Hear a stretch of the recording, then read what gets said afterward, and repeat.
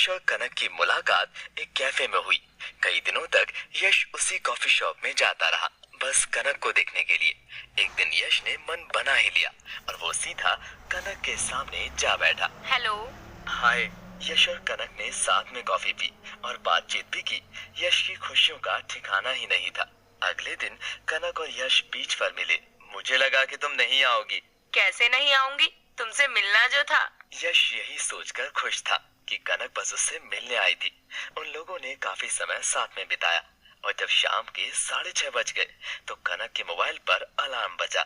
मुझे अब जाना होगा। इतनी जल्दी? हाँ, वो मेरी फैमिली रेस्ट्रिक्शंस है। मेरा बड़ा भाई है। चलो अब मैं चलती हूँ। बस इतना बोलकर कनक वहाँ से चली गई। अगले दिन वो दोनों कैफे में मिले और फिर शाम 6:30 बजे अलार्म बजा और कनक वहाँ से फिर निकल गई। यश को ये बात बहुत अजीब लगने लगी। इसके बाद जब यश और कनक पार्क में मिले और जब 6:30 बजे अलार्म बजा तो यश ने कनक से कहा, अरे तुम अपने भैया से झूठ बोल दो कि तुम अपनी सहेली की शादी में हो। नहीं, मैं ये नहीं कर सकती। भैया यहाँ आ जाएंगे और फिर सब गड़बड़ हो जाएगी। इतना बोलकर कनक वहाँ से भाग गई। कनक के बर्थडे पर यश आधी रात को उसके घर गया।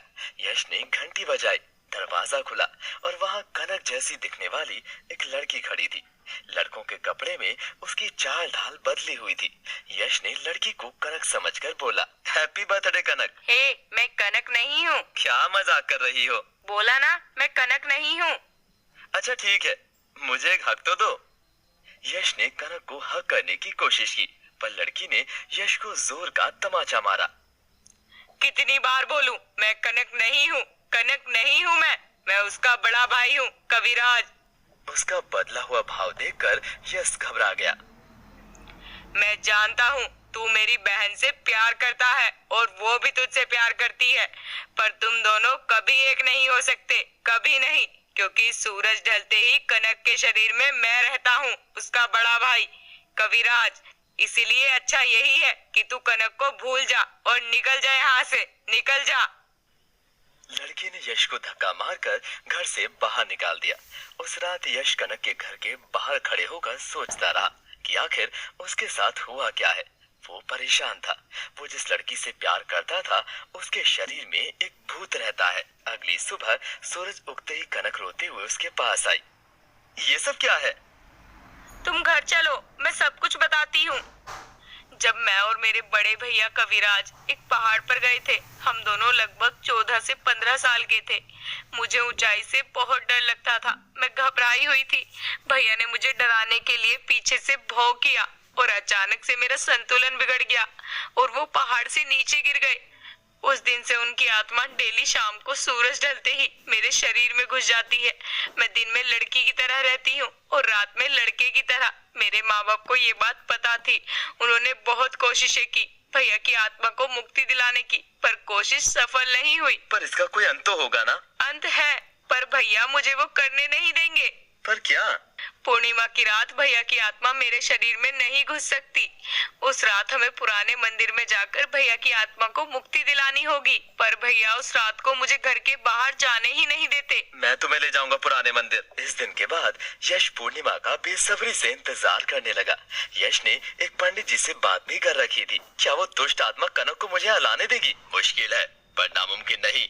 ये भोलेनाथ की विभूति है, अघोरियों की तपस्या से सिद्ध। इसके सामने वो दुष्ट शक्ति कुछ नहीं कर पाएगी। ये तुम अपने शरीर पर लगा लेना और उस लड़की के शरीर पर भी। आखिर पूर्णिमा की रात आ ही गई। यश कनक को लेने उसके घर आया, पर जैसे उसने कनक को हाथ लगाया किसी अदृश्य सी शक्ति ने उसे पटक दिया। कनक चलो, चलो मेरे साथ। भैया यही है, वो मुझे नहीं जाने देंगे। तुम जाओ, यहाँ से चले जाओ और मुझे मेरे हाल पर छोड़ दो। यश घर के बाहर गया और कुछ देर बाद अपने शरीर पर विभूति लगाकर वापस लौटा। यश ने विभूति कनक के माथे पर भी लगा दी। मुझे पता था कि ऐसा भी कुछ होगा, इसलिए मैंने इसका भी इंतजाम कर लिया था। यश ने कनक को कार में बिठाया और वो कार चलाने लगा। कार के मिरर से कनक को काली शक्ति दिखाई दे रही थी। भैया हमारा पीछा कर रहे हैं। तुम घबराओ मत, वो हमारा कुछ नहीं कर सकते। वो दोनों पुराने मंदिर पहुंच गए और पंडित जी ने दोनों को एक घेरे में बिठा दिया। जैसे जैसे पंडित जी मंत्र पढ़ते जा रहे थे, एक काली शक्ति वहाँ आसपास घूमने लगी।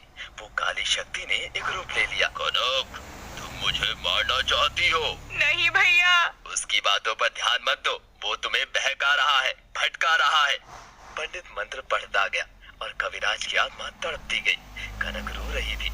आखिर पंडित ने कविराज की आत्मा को मुक्ति दिलवा ही दी, पर कनक अब भी रोई जा रही थी। यश ने उसे संभाला।